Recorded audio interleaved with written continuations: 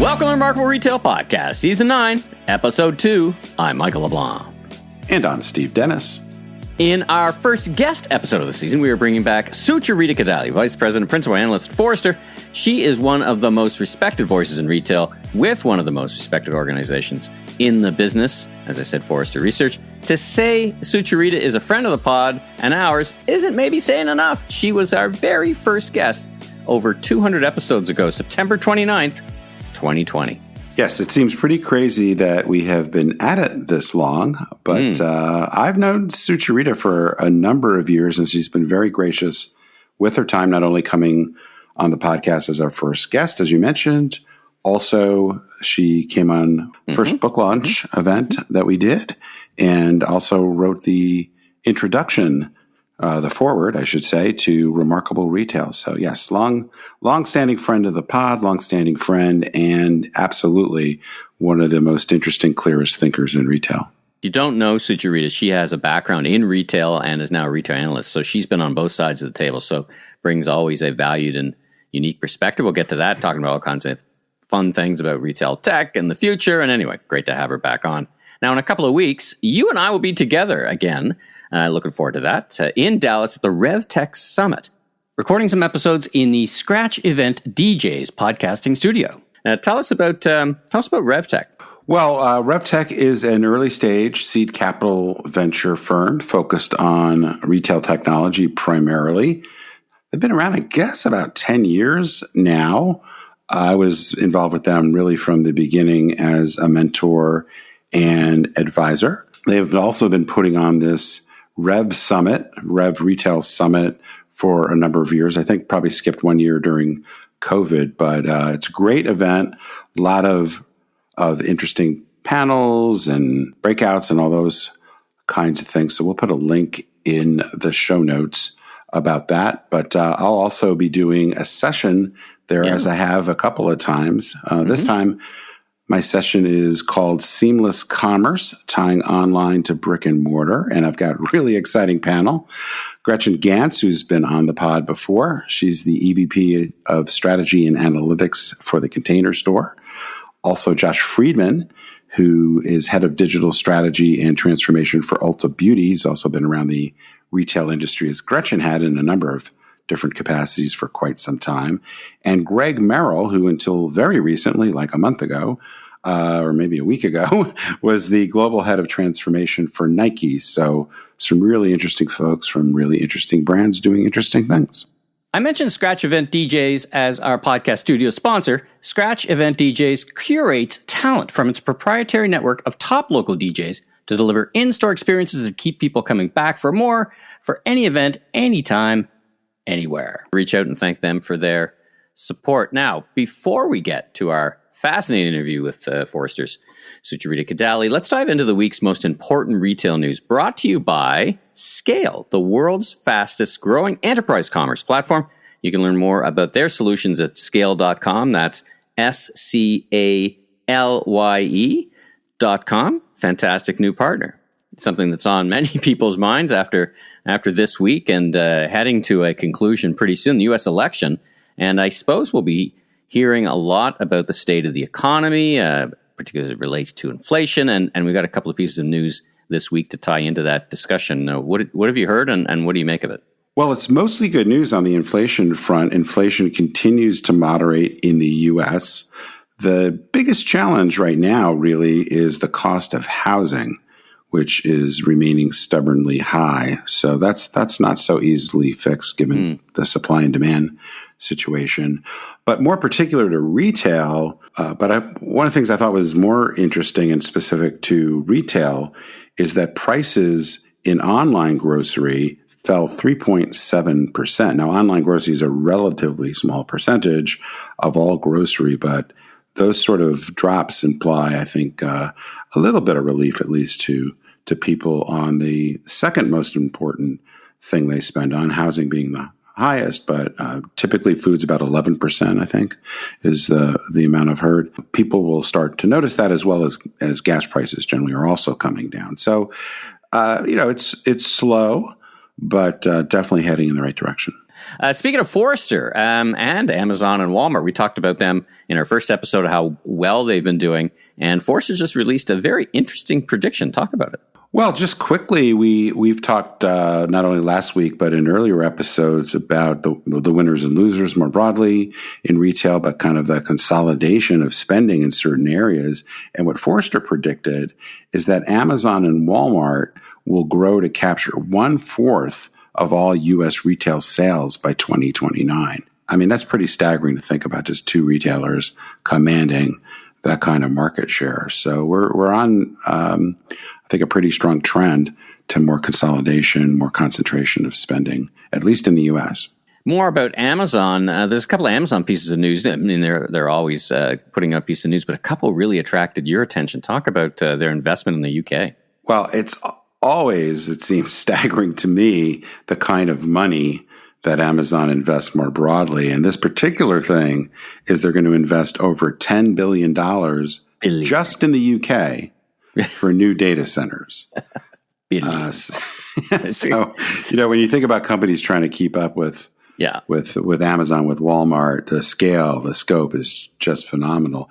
And then the other thing, which really I think fits into many of the things we've been talking about from a trading down perspective and just kind of the flight to value, Amazon is going to be launching a grocery private brand called Amazon Saver. So this will be very much opening price point within their assortment, which will eventually feature more than 100 items, most of which will cost less than $5. So again, fits into this general trend towards the growth of private brands, but also Amazon trying new things to try to gain some market share in grocery. Opportunistically timed and grossly undervalued. That is 7-Eleven's response to Montreal's Couche-Tard's offer to buy them out. Things aren't going so well, or is this just now we're negotiating? Probably the latter. Yeah, we talked about this last week. I said I was skeptical it would go through, not so much from the pricing standpoint, more from kind of the cross-border issues and just the power that 7-Eleven might have. But I would say, at least at this point, I assume it's an attempt to get the price up. But I don't know enough about Couche-Tard's willingness to pay up a lot and really how open 7-Eleven is to getting acquired. Let's transition to the discount store market. More shakeup going on. Big Lots. Talk about Big Lots. Folks outside of the United States may not be familiar with Big Lots, but they have been around for quite some time. Pretty significant player. A few years back, they had sales over $6 billion, so nothing to sneeze at. But they've definitely fallen on hard times, I think partially because of the way they've executed, partially just all the activity in off-price and outlet stores and other forms of value retail. So they've had 16 straight quarters of negative comps, which is not awesome for many things. So they filed for bankruptcy. They're going to close at least 300 stores. So that's quite a lot. I suspect it will be even more when it's all said and done. And they're going to be bought out of bankruptcy by a private equity firm. So it looks like they will likely live to see another day. But unless they can really figure out how to get their value proposition quite a bit stronger and execute well, I don't think the outlook for them is great. A number of retailers released results this past week, and let's spend less time diving into all the details, but did any jump out at you that you wanted to comment on? Well, there were quite a few, but in the interest of time and not trying to be a financial podcast, maybe just point out two. One is, a company that's gotten a lot of attention, I guess, as both a meme stock as well as a company that was very high profile for many years, and that's GameStop, whose headquarters is just up the road from me. Their sales fell 30% in one quarter. Wow. Which, you really got to be working hard to do that, or not working at all. I don't know exactly what the cause is. They actually managed to eke out a profit, which is a bit remarkable, largely because they've been closing stores and taking out overhead costs. So, that doesn't always signal good things going forward. And they pretty much said, even though they have closed quite a few stores already, that they are likely to close a significant number of stores. Remains to be seen what significant is, but I would imagine it could be many hundreds. So, that's definitely a company to watch outside of just its volatility because of some of the people speculating on it. But they're very, very challenged. So we'll have to see if they actually come up with a real turnaround plan. I hear they have concepts of a plan, but not an actual plan. Okay, you stole my Easter egg, though. I was going to come back and go, that feels like concepts of I literally had it wrote the same thing. All right. Sorry. Great minds think alike, apparently. And then just to wrap things up, on the encouraging side, RH, the retailer formerly known as Restoration Hardware, one of my favorite retailers, talked about them in both my books.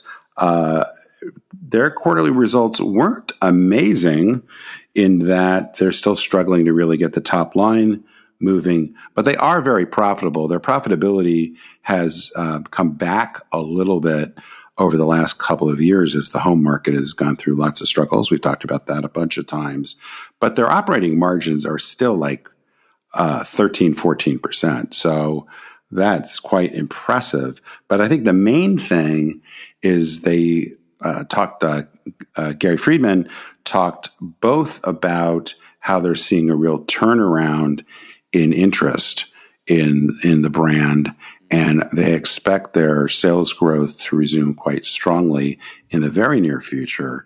And he also talked about, and I would encourage people to look at the little letter that he writes as part of the release, which is always, if not really interesting, it's amusing. But he actually talked about his time at Williams-Sonoma and how Williams-Sonoma many years ago thought they could only get to 60 or 70 stores. Now they're well past that and on their way to like 3 times, 4 times that number. And he said he believes that they may not get to quite the Williams-Sonoma numbers, but they see a lot more opportunity to open their gallery stores. So Wall Street loved it. I just checked. The stock is up about 25% this week. Wow. So, again, remains to be seen whether this will manifest more quickly than we might otherwise think. But they look to be perhaps on the cusp of some really good upside trajectory.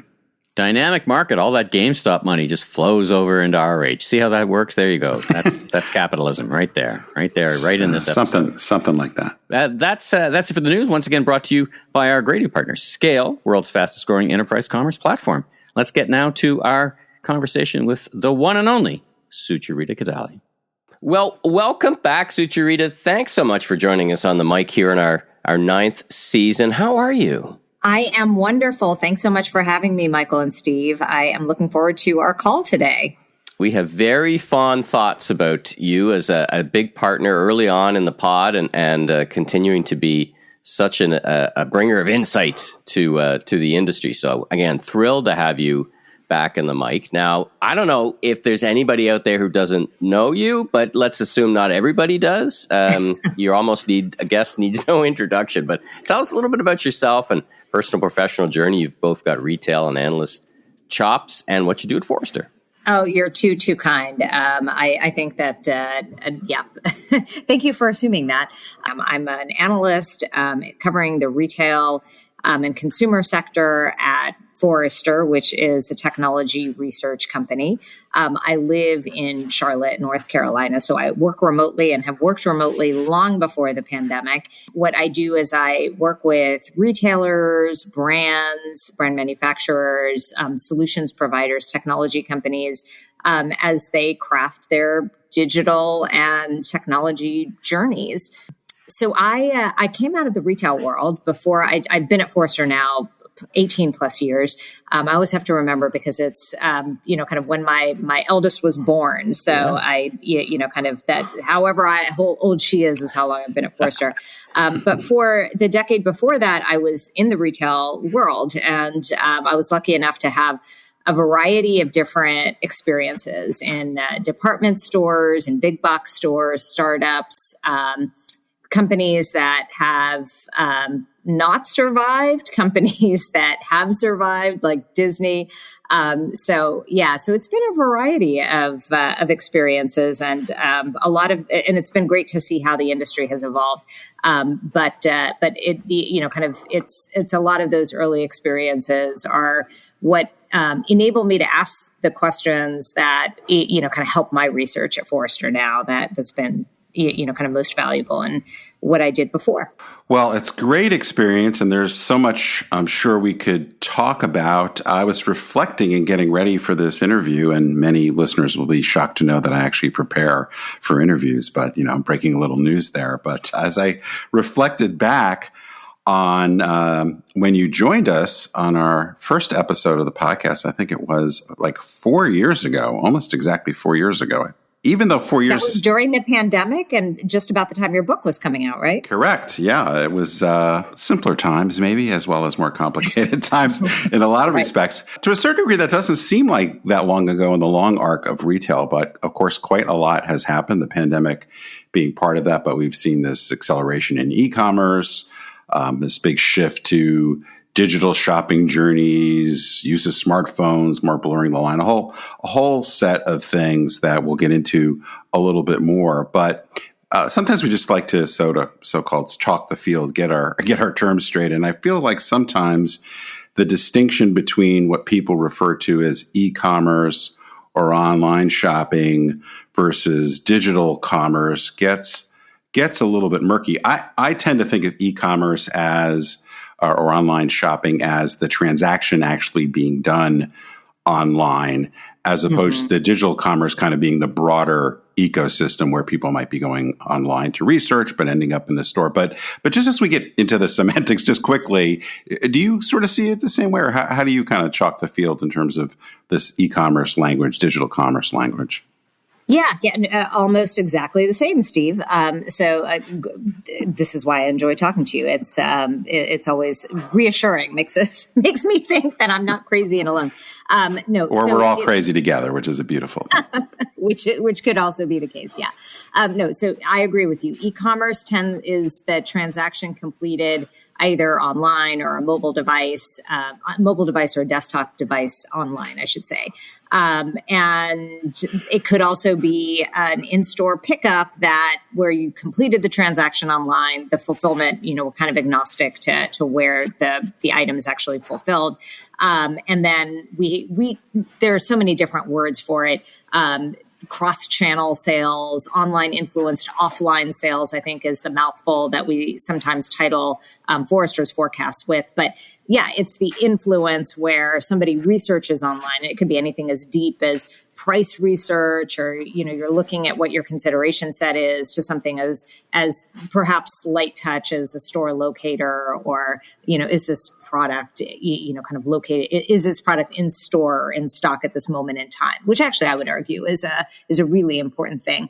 But yeah, so those are all online influenced offline sales because the transaction happens offline. But they are incredibly important. It's been very much a part of what digital journeys are.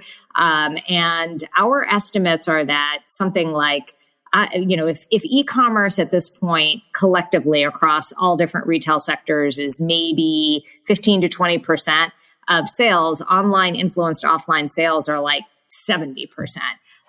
So it's a huge, it's almost like a 3 or 4 to 1, 3 to 1 probably, multiplier. And then there are very, very few sales these days that don't touch a digital touch point at some point in time. It could be like, kind of a grocery purchase that, is an impulse purchase. But for the most part, almost everything is influenced by digital, certainly in developed markets like the US and the UK.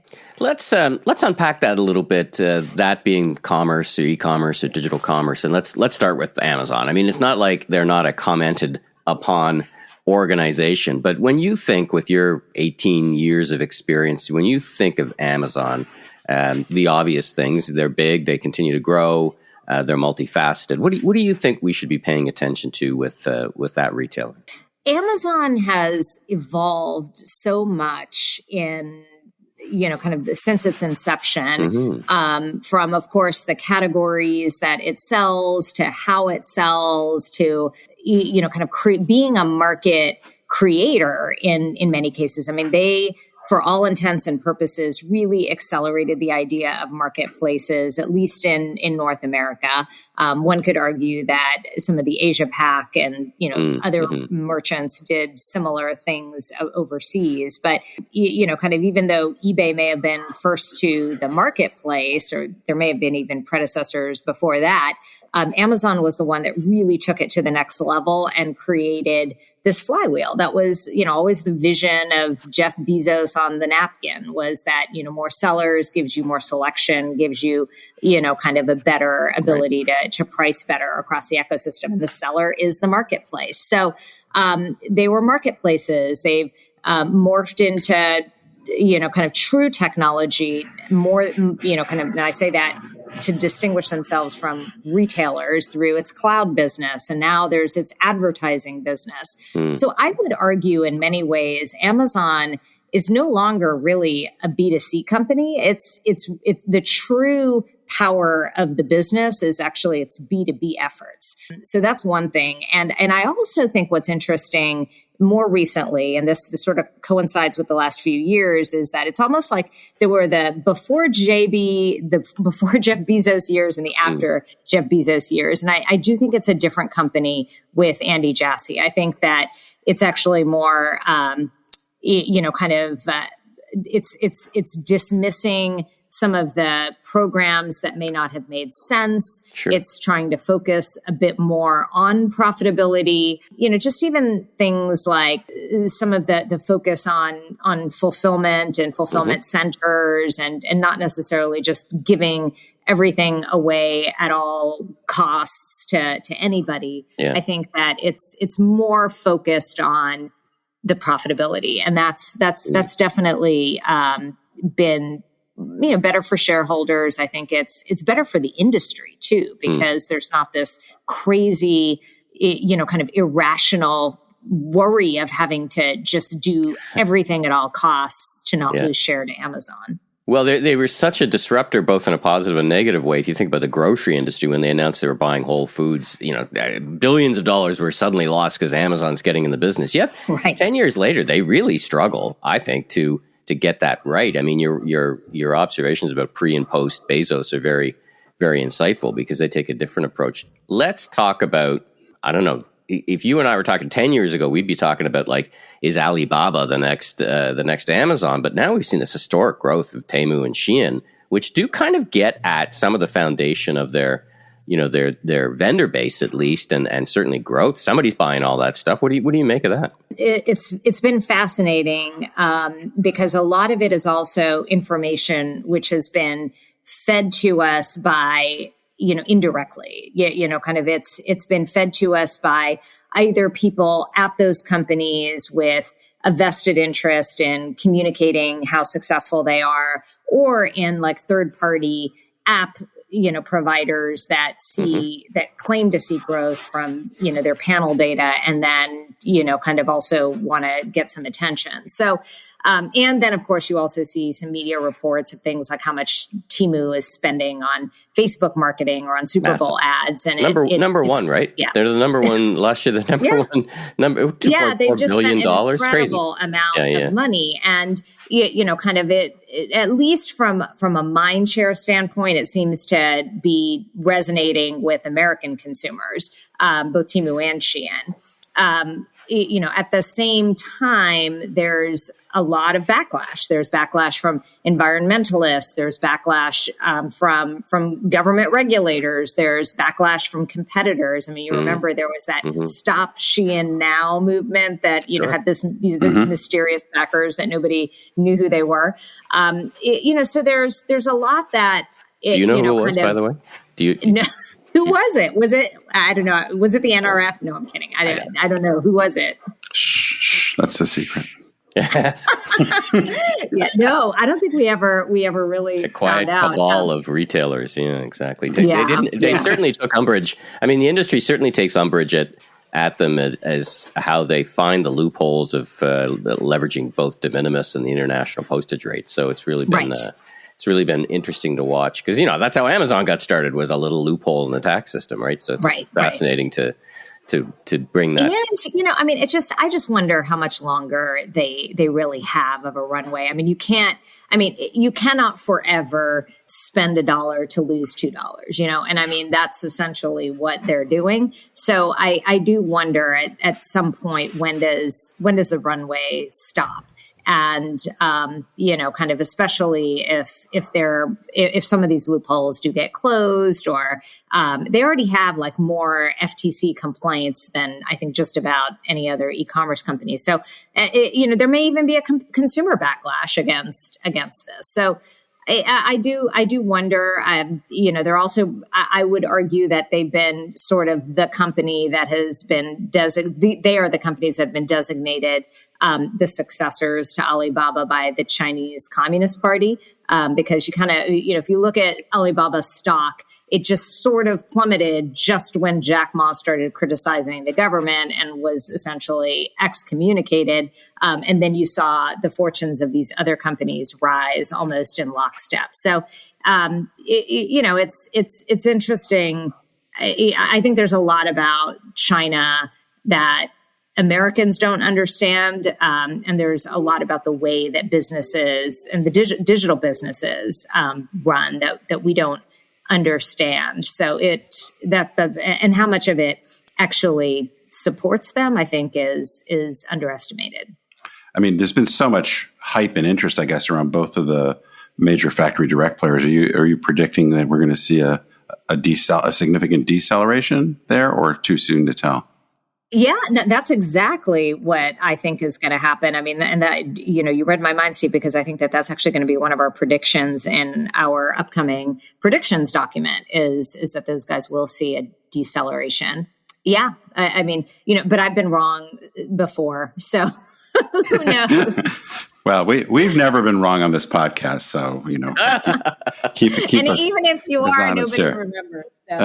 Exactly. Well, as I often say, I'm no retail prophet, but I do take a few swings at some predictions. But let's just kind of sticking with some of the big themes and tying it to Amazon, but also maybe moving away from it a little bit.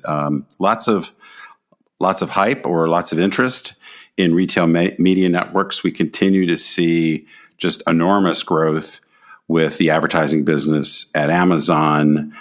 I know various, our friend Jason Goldberg, I think, has predicted that, or has suggested that advertising is now the biggest contributor, as much attention as AWS gets at Amazon. What's your take on whether, I guess the continuing role at Amazon, but just more broadly, whether we're going to see retail media networks really get significant beyond just the really big players? Because I think Amazon has 70% share or something. Then it's a pretty big drop down to Walmart, and then it's a couple of other players. But where do you see it going big picture? And then what might be the import, if any, for some of the smaller, medium-sized retailers?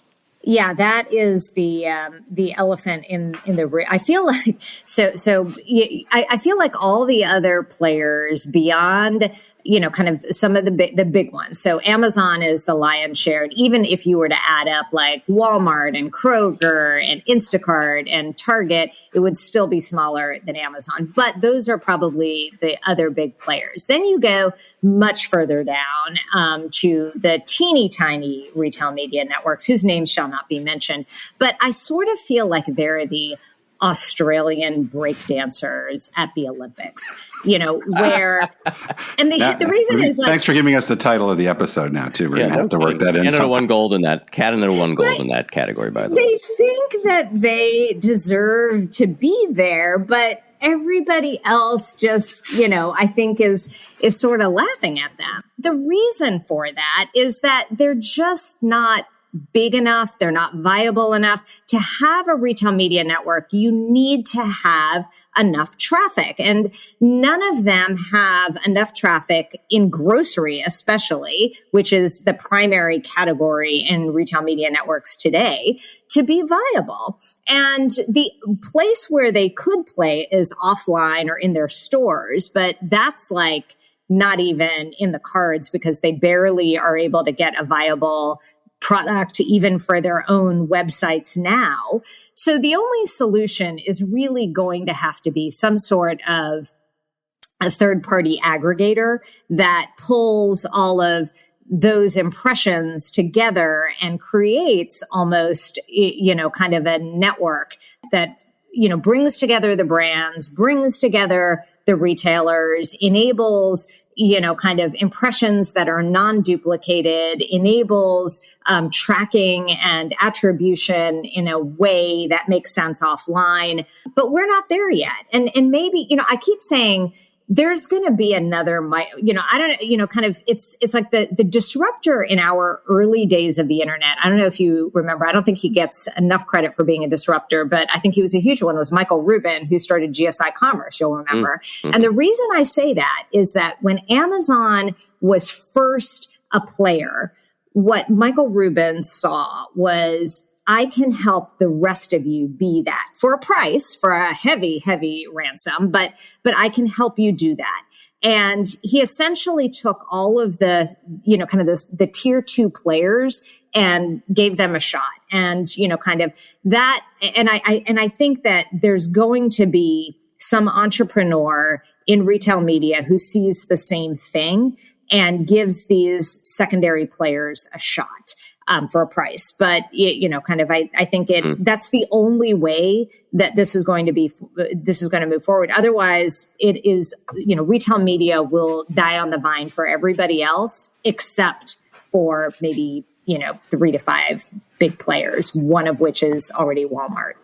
Interesting. A quick one for you. We touched very briefly on grocery and Amazon and e-commerce. Now, if I look at a sector of retail that is really not connecting, I don't think it's connecting that well with consumers. I'm not sure it's connecting. It's certainly not connecting from a profitability perspective. You see Kroger rolling back some of their Ocado big warehouses. What's your forecast for e-commerce or online grocery? And do you think there's a there? Yeah, it's still single-digit penetration. And when the other dirty secret is that when you're even looking at grocery, the vast majority of online grocery sales are non-perishable, non-edible. So what does that mean? That means pet food. That means non-human edible. That means things like toilet paper, diapers. That's the stuff that is, is essentially online grocery, which is, by the way, Amazon's bread and butter.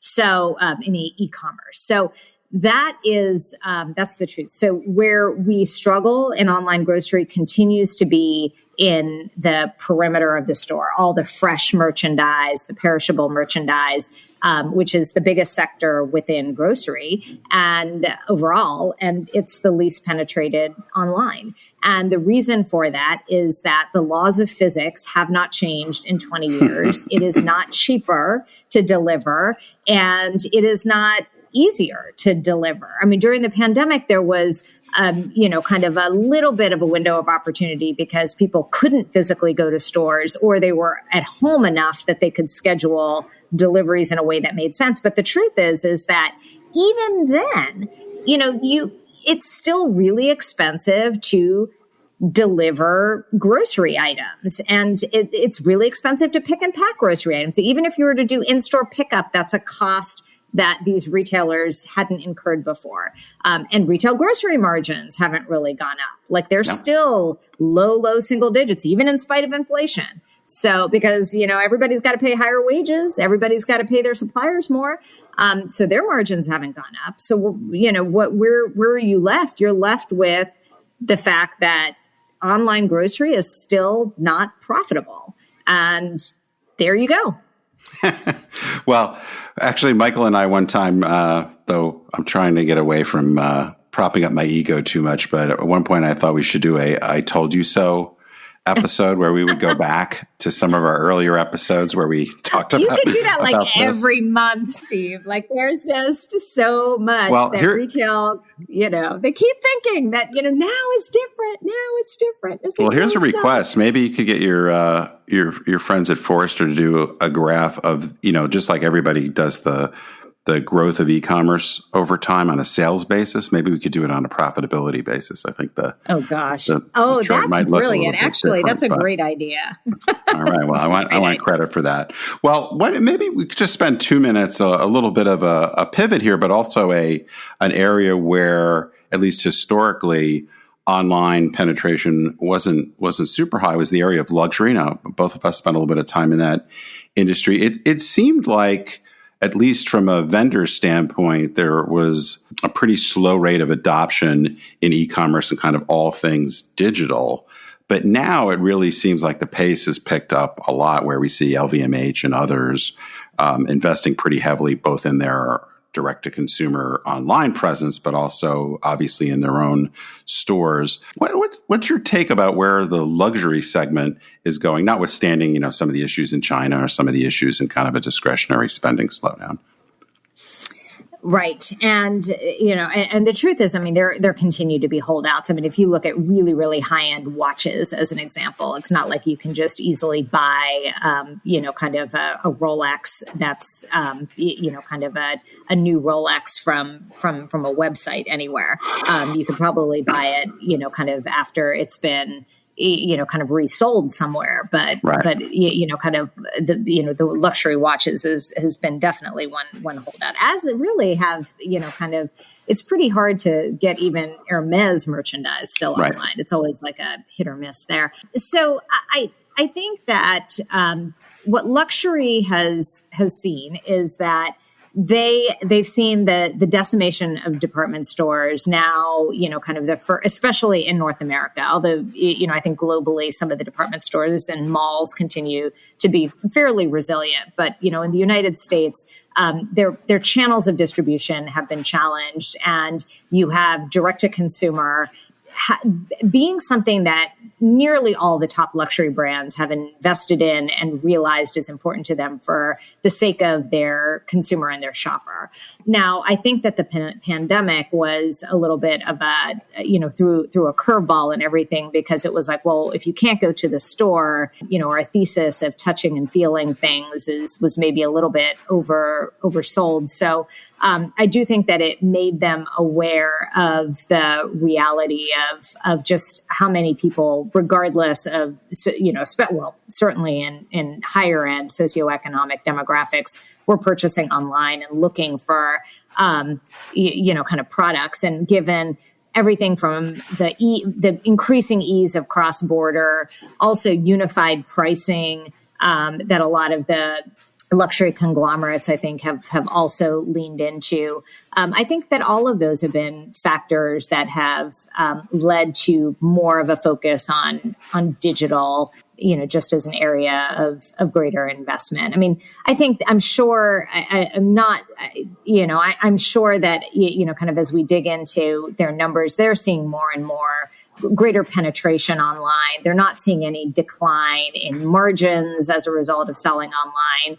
And, if you can reach a broader customer base and not have to worry about gray market goods or, kind of anything illicit happening, which a lot of them have also put in place, is, kind of restrictions around how many units you can buy exactly to prevent diversion.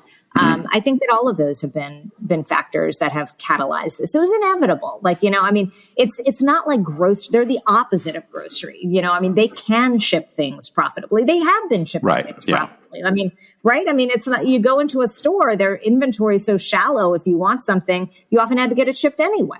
So, so in any case, they don't struggle. The reason luxury had held out in the first place was because they wanted to drive people to the store. And now they realize that, heck, it's probably even a cheaper cost of customer acquisition, to just sell online. All right. We're going to wrap this fascinating conversation. Thanks so much for your time with a lightning round. Kind of get your quick takes on some hot retail tech areas. And unbelievably, we're almost half hour into this conversation and we haven't said the two letters AI. We haven't said that yet. Unbelievably. So let's start there. Gen AI, overhyped, underhyped, or the right hype? Oh, overhyped. There's so much other AI that's, more important to a retailer than, kind of Gen AI. All right. Personalization. It's been the next thing for 20 years. Where are we at today? That's the same. And maybe the hope is that Gen AI will be the catalyst for personalization. But, it's paid a lot of bills at Forrester, I'll say. All right. Steve wrote this one, you can tell. Unified commerce. We feel like 2010 called, wants its press release back. Why are people talking about unified commerce? Like, why are we at this place? Isn't it just omni-channel, seamless rename? Oh, it's new terms. These are like new vendor-driven terms. Phygital, kind of cross. I mean, there's always something. Normally we hit a loud buzzer if anybody says phygital, so you managed to escape that. I will say, headless commerce. Yeah. I literally have, though I probably shouldn't say this publicly because I believe I should have returned it, but I have a presentation from my Neiman Marcus days, and I believe it was 2006 on unified commerce. There's also a video of me speaking in Australia about unified commerce, I think 8 years ago. So I just find it funny, but I should have trademarked the term and I would be getting royalties. Yes. And I wouldn't have to be, doing this podcast to prostrate myself and whatever. Yeah.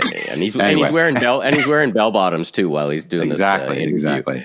All right. Any other quick takes, Michael, we want to do before I told you so, right? Steve, add that to the list. The last one I'm super curious about, TikTok commerce. I mean, TikTok's up in the air in terms of all the bunch of stuff, but what about TikTok commerce? I'm hearing a lot about it. Oh my gosh, I sound like, kind of like just the cranky, guy in like the back of the Muppets theater. Overhyped. Here's the reason why.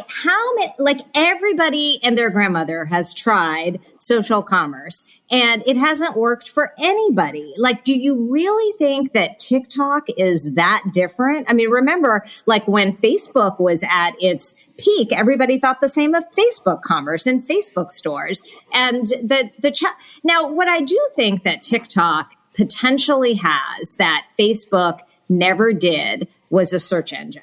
And, I'll give you an example. My daughter was looking for a duffel bag and she actually typed onto TikTok duffel bags. And they actually showed her some videos that, kind of ultimately she did purchase one, not through TikTok, on the website itself. And, I do think that that's potentially interesting, but it's going to require a lot, somebody to build a heck of a lot of content and, or a lot of people to build a lot of content. And does it completely disrupt the Googles and Amazon, or the Googles? It's like, does it disrupt Google and Amazon? Potentially. Or does it become just, kind of a third place that you visit in your search journey because you're looking for some aggregation of videos? And I do have to say that's something that I don't know why Facebook never focused on, kind of if they were going to drive commerce, they should have had search. But on the other hand, Pinterest has search. And it's not really done much. Instagram has search and, kind of that hasn't taken off either. And I'll, kind of Instagram is still, pretty significant in product discovery and they have not really succeeded with commerce either. So I'm not convinced that, kind of this is that different than any of those other players. And where it is successful, maybe with some of the little, kind of smaller merchants, kind of very early stage Shopify merchants. But once you scale, I don't think that TikTok is that, kind of is that much of a game changer. Well, I love that we did both a I told you so and a get off my lawn section of the podcast. So we're you've been very generous with your time. We're about to let you go. I'm just wondering if you've got any last piece of advice for retailers listening that are probably working quite hard on their plans for 2025. Is there anything you'd lift up as something they should be focusing on that might not be so obvious that we haven't talked about thus far? Well, it's not obvious, but it is obvious, but it's not, it's not earth shattering is just continue to focus on your customer and your products. Like that is the reason that people shop with you. That's the reason that people keep buying. That can be one of the biggest reasons that you don't have to do all these crazy, investments in things like chatbots, is if you focus on great products. I mean, the most successful retailers in retail are companies like TJX and Trader Joe's, I mean, right. they're not, kind of companies that have, kind of invested in the metaverse, so just focus on your thing and do it well. I know it seems weird that focusing on customers is a somewhat controversial position to take in this day and age, but I think we very much agree with you. Well, Sucharita, always a pleasure to catch up with you. We always learn a lot. I know our listeners will as well. Folks should go check out Sucharita's work, which not only can you see her work at Forrester, but I often am pleasantly surprised to see you on CNBC or other places sharing your wisdom, as well as out in the conference world. So thanks again for joining us. We look forward to seeing you in person sometime soon and perhaps shortening the interval between the time you come on the podcast. 4 years seems way too long, but thanks again, Sucharita, very much. Anytime, Stephen Michael. So great to talk to you. Thanks for tuning in. New episodes of Season 9 will be available each and every Tuesday, so be sure and tell your friends and colleagues in the retail industry all about us. If you liked our episode, please take a moment to give us a 5-star rating on Apple Podcasts.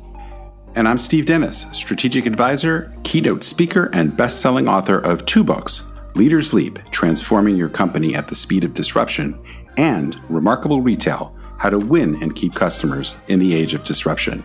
You can learn more about me, my consulting, and keynote speaking at stephenpdennis.com. And I'm Michael LeBlanc, consumer retail growth consultant and advisor, keynote speaker, and media entrepreneur. You can learn more about me on LinkedIn. Safe travels, everyone.